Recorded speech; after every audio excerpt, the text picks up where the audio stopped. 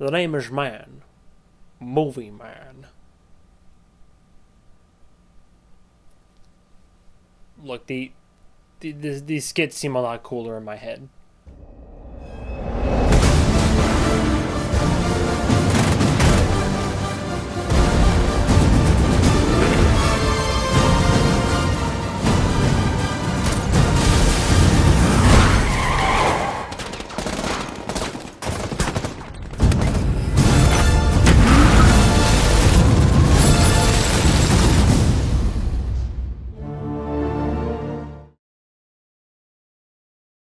And today, finally, might I add, we have No Time to Die. So No Time to Die is the latest James Bond 007 film, Bond film, however everybody has their own way of saying it. A film that actually was supposed to come out well over a year ago, but again, thanks to COVID, delays ensued, delay after delay after delay. So I'm technically counting this as a 2021 release because that is, for all intents and purposes, when it came out. So here we are, we're reviewing it. As of this, recording this, I'm not positive what I labeled the thumbnail, but overall impressions, just going into this. No Time to Die, really, really great. I would even go as far as to say a pretty excellent film. Excellent, fantastic, something like that. Not perfect, but the best way I can summarize it is that No Time to Die is better than Spectre was, but not as good as Skyfall. Because I think, in my personal opinion, out of the entire Daniel Craig series, I think Skyfall is definitely the best. I would put this one on par in its own right with Casino Royale. As good as Casino Royale, but for different reasons. But as always, let's just kind of go from the top. Corey Joji Fukunaga, I believe, this gentleman here. Great job.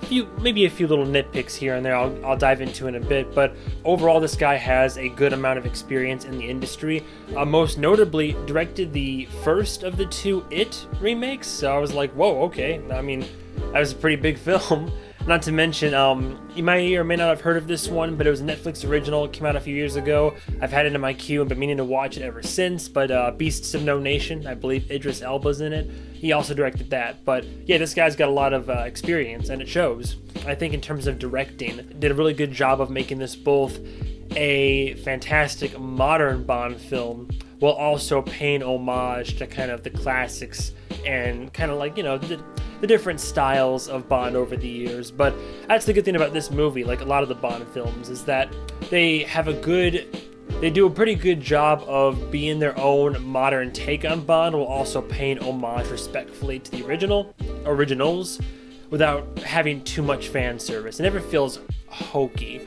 And even when you would consider even in moments where you would consider things cheesy, you can tell it's kind of still like the essence of what Bond used to be. So if you haven't been living under a rock, you know that Daniel Craig was Bond for years and years now, and this was his send-off. It was his final Bond film. I would almost say kind of a household name, very large filmography, but it's kind of funny because I brought him up recently and some people were like, who? How exactly do you describe Daniel Craig? Because aside from this, I guess the most notable thing he's been in recently was Knives Out.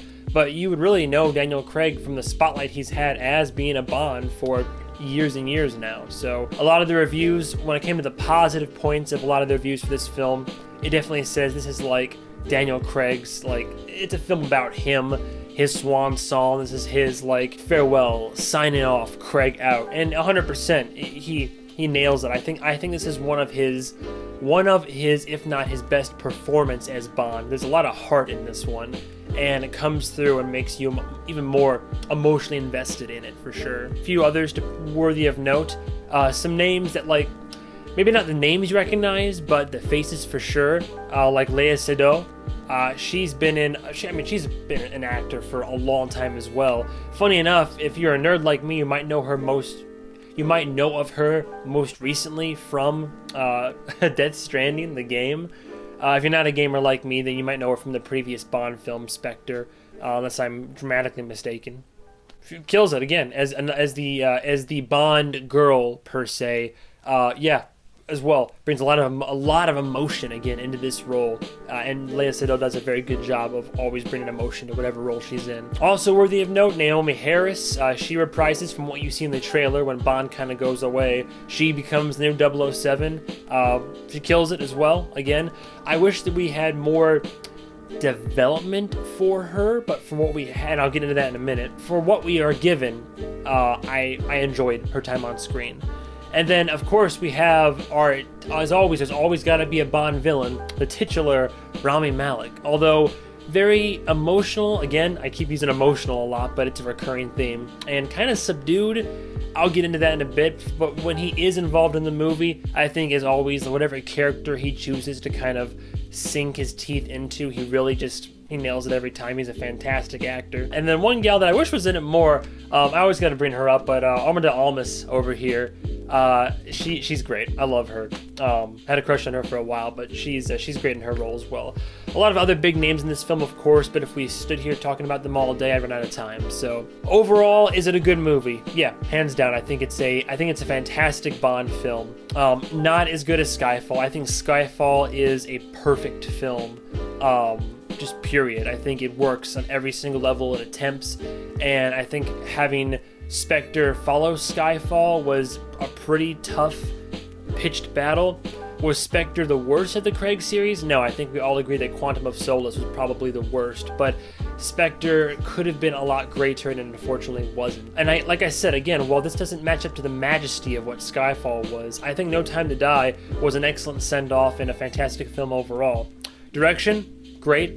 I think in terms of just like directing style, the visuals of it, how the film works, my only complaint would be there's a few action pieces kind of in the middle, like a little action here and there, where I don't know if it's because I saw it in IMAX or not. I don't think I was too close to the screen though, but there's some action bits where the action gets a little hard to follow. You got some really close-up shots, some quick zoom, like some quick like pan action that's going on, and you're like, you're seeing what's going on, but it's not all as clear as it could be. A lot of quick cuts. The film does not do that a lot, thank God, but it does a little bit, and I'd be remiss if I didn't also nitpick and judge this film as I do all other films. But overall, no, direction was great. I think overall this film was, definitely go see it in IMAX. It's definitely a film made to be seen in IMAX. Because all the other action, very smooth, very well shot. My only complaint about the action, and this is one of the cons as well, if we're kind of bouncing back and forth between pros and cons here, there's some action sequences that are great, and there's some that are also great, but I wish were a bit longer. Like, not drawn out, mind you, but Bond is always known for having like really good, solid action set pieces or sequences, but just when things start to get good in some of these sequences, I felt they ended, not abruptly, but just they were good enough and lasted long enough for me to be somewhat satisfied, but they could have gone even further and made them even better, and I feel like they missed the mark here and there, though they make up for it in I think the final act. I think the final act has one of the best like series of action pieces, including like a very Atomic Blonde-esque one take. You'll see what I mean, but I'm always a fan of one takes. That's why I love the directing styles of Alejandro Iñárritu and the way he did like Revenant or the way he did Birdman, anything like that. One takes show a lot of skill and focus and a lot of talent overall. Kind of like the entirety of 1917. Another reason why the film is basically shot to be one take, and it's why I kind of gave it a perfect score, among other reasons. But what I'm saying is this director chooses to incorporate that into this Bond film, and very similar to like Spectre's opening shot, it works very well, I think, in the Bond universe, so props there. As I said, this film is an amazing send-off for Daniel Craig. They nailed in that respect. He's one of my favorite Bonds. Maybe I'm biased because he's kind of like the Bond that I grew up with in my formative years over the last like decade or so, but it's hard not to let that kind of impact it. I mean, I think a lot of the Bonds that I saw growing up, granted I was exposed to a lot of the Bond films thanks to my father, but I will say that probably, you know, him, Pierce Brosnan, and a couple of my favorites. I mean, for what it was worth back in the day with Sean Connery, but I think that, suffice to say, Brosnan and Craig are a couple of my favorites, and it's kind of hard to compete with that in my eyes. Like I said, one con of this film, and it's not too detrimental where I think the film sinks because of it, but this film has a lot of characters, a lot of main characters, you know, some ones you might consider a side character, but a lot of the characters in this film they're portrayed very well, and when they're on the screen, they do a good job in their roles and servicing the narrative, but I wish there was more development as well. This film really focuses on Daniel Craig and Léa Seydoux and their relationship, and I think the other characters, I don't want to say suffer because of it, but they really, more could have been done. The biggest complaint I have in that regard is, and again, this is a bit of a double-edged sword, but Rami Malek as the villain in this film, when he is on screen, commanding, but in a very subtle way. There's a lot of subdued emotion, very similar to Ryan Gosling's character in Blade Runner 2049. A lot of emotion beneath the surface, but it's all very level-headed on top. Definitely does some villainous things, but at the same time, he suffers from the same thing that Christoph Waltz's character did in Spectre, which is that, he does all this evil shit behind the scenes or off camera, but when he's on camera, for being the main villain, he's not really in the film a lot. But when he is in the film, especially toward the third act, he does get some shit done, and that I liked him for that. And his motives, you get it, but you don't. He's not 100% sound. It's not like Thanos where you're you got a point there, buddy, but easy on the genocide. It's more okay, I think I see what the point you're trying to make, but definitely not on board with it. But no, Rami Malek's a fantastic actor, and I only wish that they had more of him on screen and that he did more on screen. Again, very hard to compete with a perfect villain like Javier Bardem's in Skyfall, which was a menace, both charming but also sadistic whenever he was on screen. That villain did a lot in that movie, and it all led up to a very satisfying conclusion. And I think all the Bond films since then haven't quite lived up to that. So, unfortunate, but here we are. Fantastic soundtrack and score. I like when legacy films like this, I guess you might call them legacy films, but films that are furthering a franchise, I love how they can further it in terms of the world, the universe, and the characters, but still recognize their roots and pay respective homage, and the soundtrack has a very good blend, similar to the new Halloween movies that have been coming out. It has a good blend of paying homage to the original soundtrack of 007, while also incorporating, obviously, new orchestral bits and scores, and even melding the two. So soundtrack was killer in that regard and really helps to elevate the movie, especially in the more emotional scenes, which again, a film like this can show that a Bond movie can be both action-packed, wisecracking here and there, but also just a very emotional film. This felt like one of the more emotional Bond films in a minute, probably since Skyfall, honestly, but that's just my opinion, maybe hot take. My only final complaint, the trailers spoiled way too fucking much. I think the trailers needed to calm the hell down on what they were showcasing, because unless I'm mistaken, every single major action set piece moment in the film was teased in the trailers to some degree.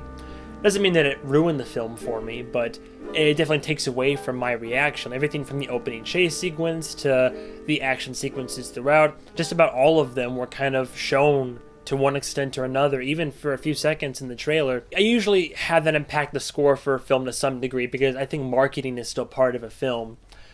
And I hate to do it, because the film itself is still excellent, but it could have been even more impactful if I hadn't seen any of this shit prior, and, now here we are. So, more pros than cons, but there are a few noticeable enough cons to dock this movie in overall score. So for that reason, I would have to give No Time to Die a low 4 out of 5. Low 4 out of 5, because it's an excellent film overall on its own merits, and it is definitely way above average, just from production standpoint, acting, performances, directing, music, visually. It's still an excellent film that I highly recommend seeing in theaters, whether you're a Bond fan or not. I went with a small group that I got together, and some of them hadn't even watched the previous Bond movies at all, for that matter, but it was still enjoyable for them. They all still liked it, which goes to show that it's one of those films where you don't have to have seen or have reference to. Knowing that lore, I feel helps elevate your experience, but being able to go into a movie that's part of a series or franchise or anything like that, and being able to enjoy it blindly as a film without having to have any outside contributing factors, speaks volumes to the film's general quality by itself. So props there.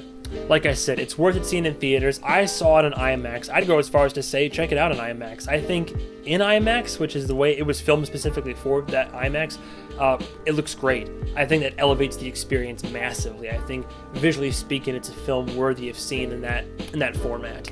I got lucky and saw an early access screening, which is literally the only reason this review has come out so quickly, is because I saw this like Wednesday night of the week that it came out. So very lucky in that respect. But I'll try not to prattle on too much longer. No Time to Die is not Daniel Craig's best Bond film, but it is a fantastic movie in its own right and a great send-off for the character. And Bond will return in the form of another actor. I'm curious to see whom he or possibly she might be. I think whoever it will be, I'm here to support it. The rumor mill always circulates, like, will it be Idris Elba? Will it be Henry Cavill? So-and-so said they would do it. I just think whoever it is, I'm not going to poo-poo it immediately, because usually people like this being picked for a big role like this, I mean, it's not without its own reasons and merits, and I think we can't judge too harshly until we see it. I'm almost positive when Daniel Craig was first picked, people were very skeptical, and then Casino Royale happened, everybody was like, holy shit, wow, and now he's some of, the Bond films and moviegoers' favorites, so take that for what you will. Overall, I highly recommend No Time to Die. I'm definitely going to buy it when it comes out. I would be willing to see it again in theaters, and I highly recommend that you do the same if you haven't already. But that's all I've got for it today. So yeah, No Time to Die, excellent film overall. Thank you so much for watching this review. As always, stay tuned for the next episode of whatever movie I review. Who knows, honestly. So yeah, that's about it. Anyway, goodbye, travelers.